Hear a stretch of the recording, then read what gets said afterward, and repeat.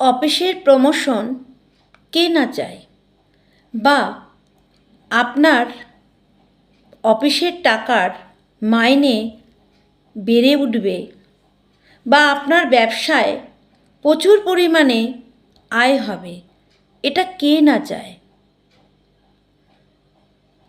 আপনি এই মনস্কামনাটা পূরণের জন্য শুক্রবার দিনকে একটি ভালো নিখুঁত পান পাতা নেবেন এবং পান পাতার উপরে শ্রী কথাটা লিখবেন।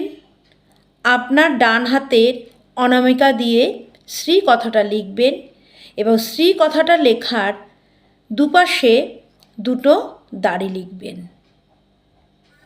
এরপরে আপনি এই পান পাতাটা ভালো মতো করে মুড়ে একটা প্লাস্টিকে আপনার অফিসে যাওয়ার সময় আপনার পার্সে রাখবেন, আর ব্যবসা করার সময় আপনার ক্যাশ বাক্সে এই প্লাস্টিকের পান পাতাটা রেখে দেবেন। নমস্কার।